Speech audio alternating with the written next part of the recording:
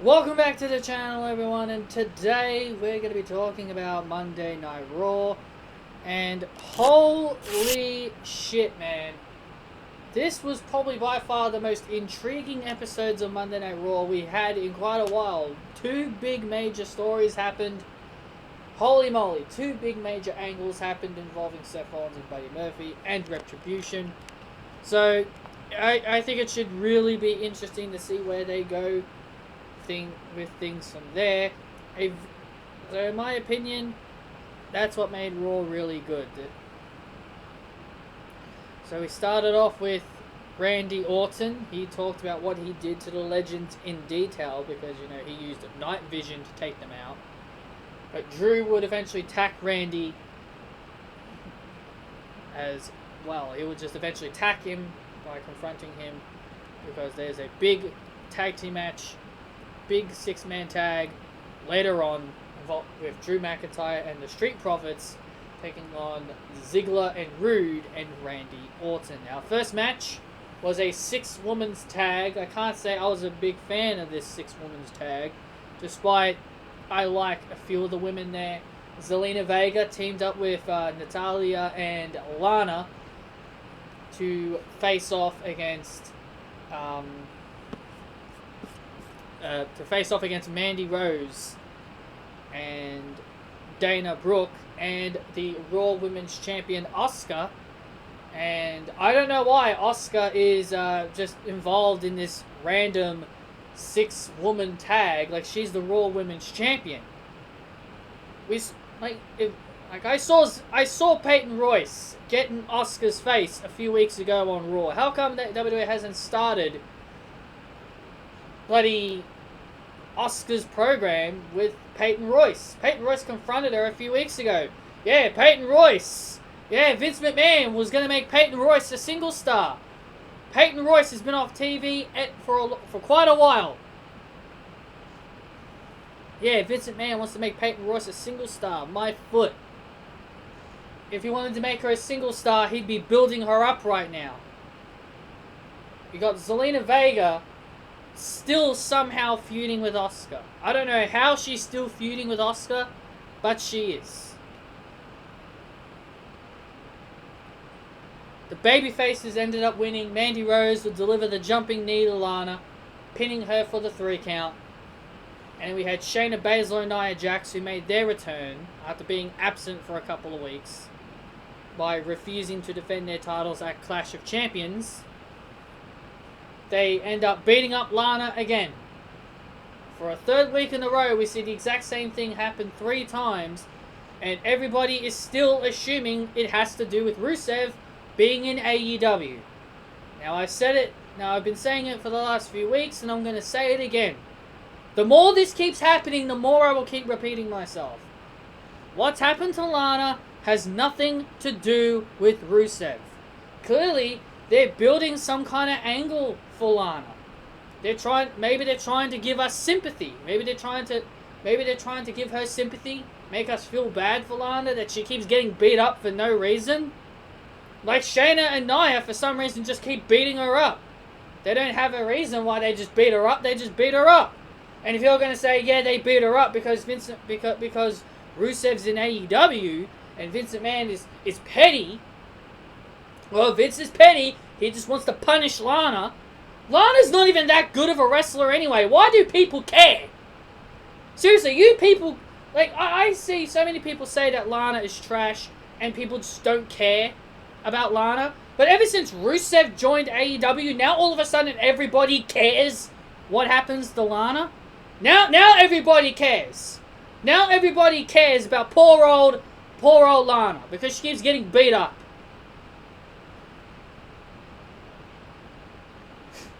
Ridiculous. I'll keep repeating myself over and over and over again. Lana getting beat up has nothing to do with Rusev being in AEW. I'll keep repeating it until you guys get the message. But the more people continue to say it, the more I will keep repeating myself.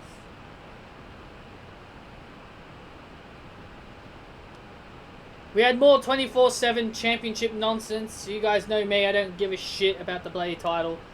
Drew McIntyre won it by dressing up as a janitor. Who cares?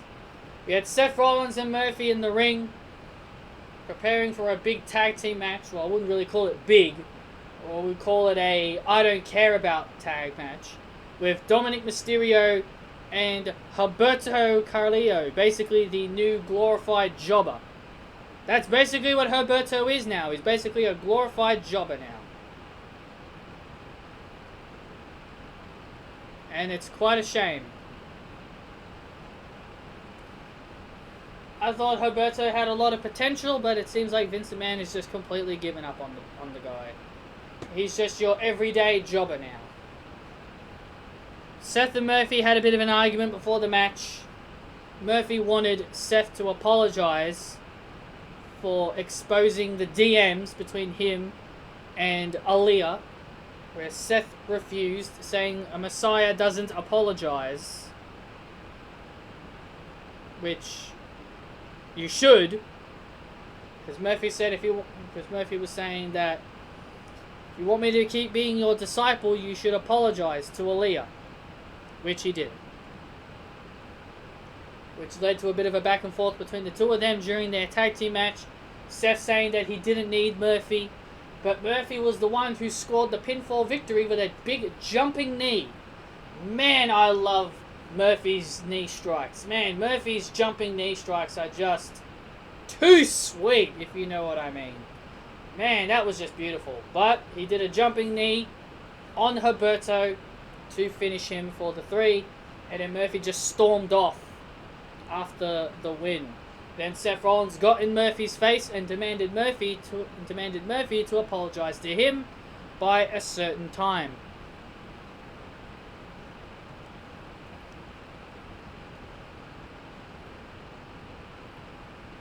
Bray Wyatt appeared on the Kevin Owens show.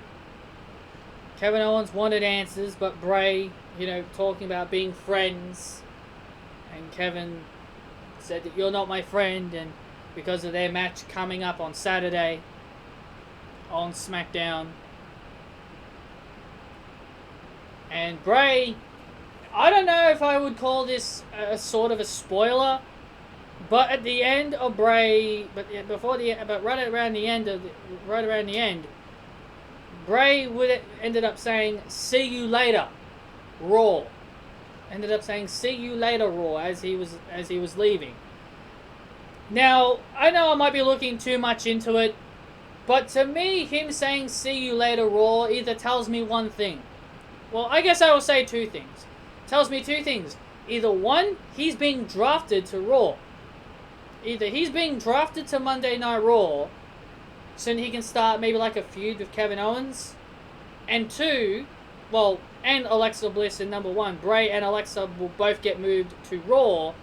And number two, maybe Kevin Owens is drafted to SmackDown and they do the feud on SmackDown. But then that would also mean they'd have to move Aleister Black. So, I don't know.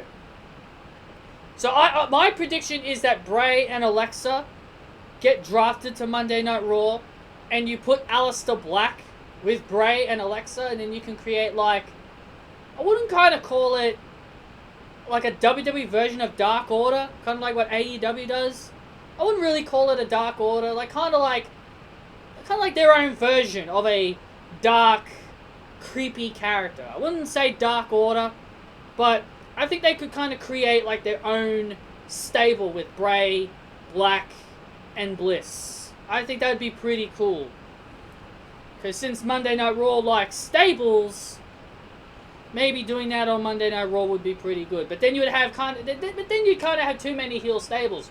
You've already got the Hurt Business. You've already got Retribution. But then you'd have this stable. Maybe they do. Maybe they move Aleister to SmackDown.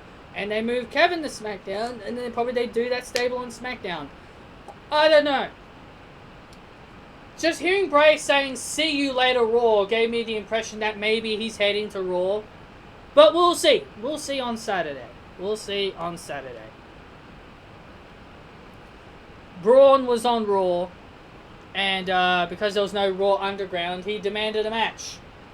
But because he is on SmackDown, and Adam Pearce, actually says something important here, and he says, I can't book you in a match because you're on SmackDown. You're not supposed to be here. So, Adam Pearce finally makes sense of the draft, but the only way he could put Braun in a match is that he said, the only way I can, if I put you in an exhibition match. Braun didn't care, and Keith Lee was the one that said, sign me up. And we got a match between Braun and Keith, and it was very short and sweet. There was no winner. There was no winner between both guys. More 24/7 bullshit. We've got R-Truth winning back the 24/7 title. What else is new? R-Truth. R-Truth is overexposed. Ladies and gentlemen, R-Truth is overpushed. He's had 42 title reigns at this championship. He's overpushed. He's overexposed. He's worse than Charlotte. We have found someone who is worse than Charlotte Flair.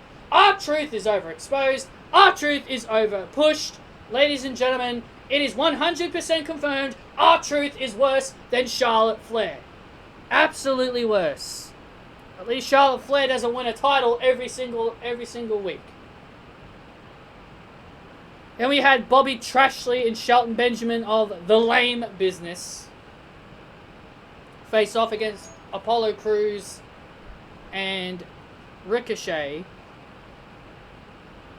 And MVP continues to make excuses. He was making excuses on why they lost last week in that 6-man tag. Blaming Retribution. The Retribution logo. Oh, the Retribution logo was all over the place. We were distracted. What a bunch of baloney. This is why I can't take the Hurt Business seriously. You've got their mouthpiece having a bitch and having a moan because he lost. He said that they didn't even lose. Even though Ali was the one that pinned him last week, he was acting like a ghost pinned them last week. Oh, Hurt Business doesn't lose. Yes, you did last week.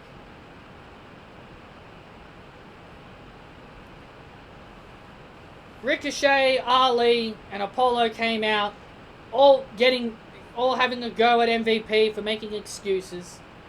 So the Hurt Business is Benjamin and Trashley faced Apollo and Ricochet, and of course the Hurt Business get their win back. And then Ali would challenge MVP later on in the show, which was a big talking point for what happened later on. We had a women's tag team title match, Shayna and Nia, who were supposed to defend their titles at Clash of Champions. They took on the Riot Squad in a...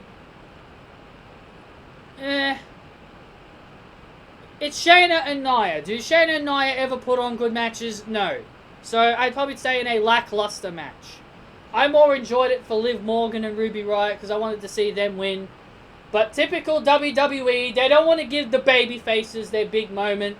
They had Shayna and Nia retain. They hate each other. But yeah, let's have the team that are not a real team. Let's have the two people that are not even a real team remain tag team champions. Let's have all the real teams. Let's have all the real legit teams break up. And let's have all the random pairings become champions. That's WWE's logic. Random pairings deserve championships, while real teams deserve jack shit. Give me a break. These two should have been punished.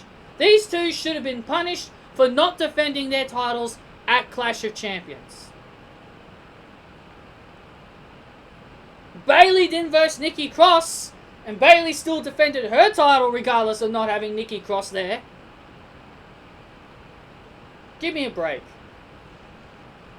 I'm not going to spend too much time ranting on this bullshit. Shayna and Nia are paper champions. They are the worst women's tag team champions in history. At least Sasha Banks and Bayley actually went to every single damn show. At least they went to Raw, and they went to SmackDown, and they went to SmackDown. At least they actually were on all three shows, floating around. At least they were floating around between all the shows and actually defending their titles. What do Shayna and Nia do? They laze around on Raw. They laze around on Raw. Yeah. Great champions. My ass.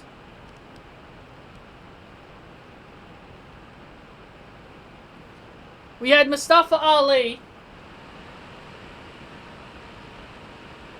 Well, actually no, we won't talk about that. We'll talk about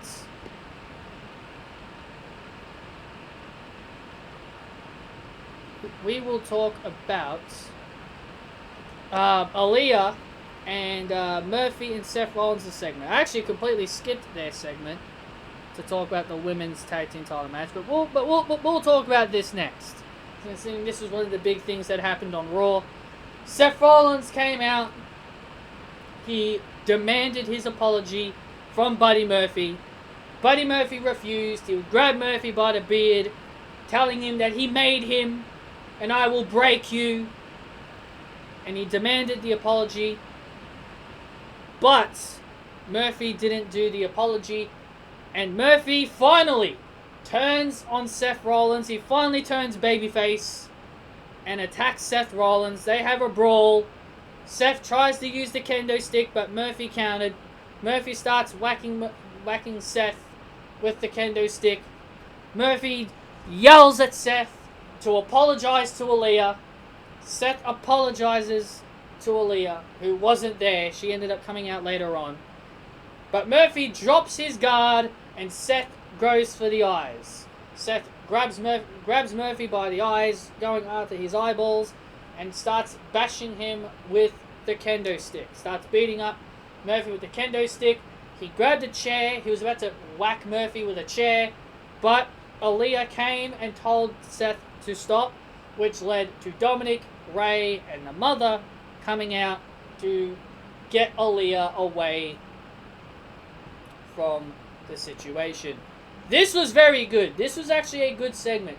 It's a shame I'm kind of losing interest in this. Like, I'm kind of done with the whole Seth versus Mysterio family kind of thing. I'm done with that. Like, I'm sick of Seth feuding with the Mysterios. If you're not going to move Seth Rollins to SmackDown, just move Ray and Dominic. Just move Ray and Dominic to SmackDown. In my personal opinion, that's what I would do. So, yeah, that's what I would do there. And I just want this to be all about Seth and Murphy. Like, I'm kind of sick and tired of the Mysterio family being involved in this. Look, I don't mind Aaliyah. Like involving Aaliyah kind of made it a little bit more interesting. But at the same time, I'm kind of sick of it. At the same time, I'm kind of done with it. It's time to focus solely on Murphy and Seth Rollins. So what I would do in the draft is that I would move Ray and Dominic to SmackDown, leaving Seth and Murphy on Raw.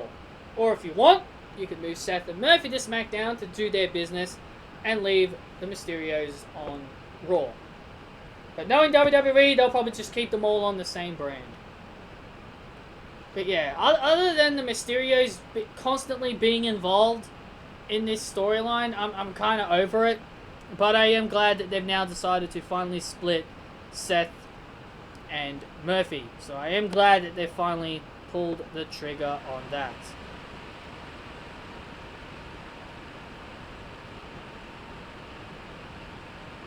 So next we'll talk about Mustafa Ali.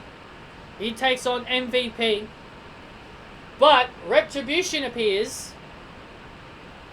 And MVP asks Ali to join them to help them fight with Retribution. Mustafa Ali agrees to. And then Ali rolls out of the ring and gets in Mace and Dominik Dijakovic's face. I guess saying Mace doesn't sound as bad. I guess it's a solid name, I guess. I just hate Slapjack and T-Bar. So yeah, he gets in Dominik Dijakovic and Dio Madden's face. And then Ali turns around, smiles, and tells Retribution to attack the Hurt Business. Oh my god, Mustafa Ali has turned heel, and more importantly, he is the leader of Retribution. He's the hacker! Mustafa Ali was the hacker. We all assumed he was the hacker, but now it seems like they've now merged the hacker story and the Retribution angles together. The last time we ever saw the hacker was right before Money in the Bank. But the last time we ever heard the hacker mentioned, do you guys remember that episode of Raw? I think it was before Extreme Rules Horror Show. I can't remember what day it was, but it was a mixed tag involving Drew and Asuka against Sasha and Dolph. The last time we ever heard the hacker's name mentioned was when Sasha Banks mentioned it to Dolph Ziggler when she said, the last time we saw you on SmackDown, you got exposed by some hacker. That was the last time we ever heard the hacker mentioned, and the last time we ever saw the hacker was before Money in the Bank. So it seems like they are now merging the hacker stuff with Retribution. So hopefully next week, they have Ali come on Raw next week and tell everybody that about that mysterious hacker that we all saw on SmackDown. He will say that was him. And he was the one that caused the relationships of Mandy and Sonya to end, Sasha and Bayley, Alexa and Nikki. Because he had video footage of them and what was going to happen to them. So yeah, I think they're going to merge the hacker and the Retribution stuff together. Mustafa Ali is a heel. I lost a lot of interest in Retribution just by their names. Just by their name changes, I just couldn't take them seriously anymore because of their name changes.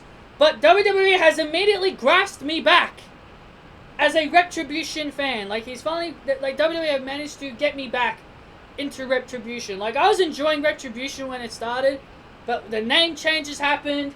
I was like, oh, great, Retribution is now down the drain. But now they've brought Ali involved, and now they've gotten my attention back. So good on WWE for grasping my attention back with Retribution. If Mustafa Ali has to be the guy that defeats Bobby Lashley for the United States Championship. He has to. And then finally, the main event was Randy, Dolph, and Rude facing off against Drew McIntyre and the Street Profits. Street Profits have been the Raw Tag Team Champions for 217 days. That's very impressive for a team that people thought were going to be buried on Monday Night Raw. I remember when the Street Profits were called up, everybody immediately assumed they were going to be buried on the main roster. They were going to be ruined. Yet they've been champions for 217 days. Yeah, they are so buried. They are so ruined.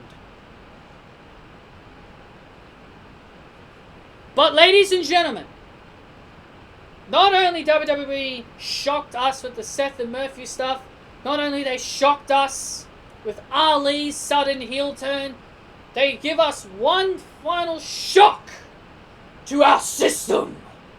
And that is Randy Orton delivering an RKO to Drew McIntyre and pinning the WWE Champion. The first time Drew McIntyre has been pinned since winning the WWE Championship.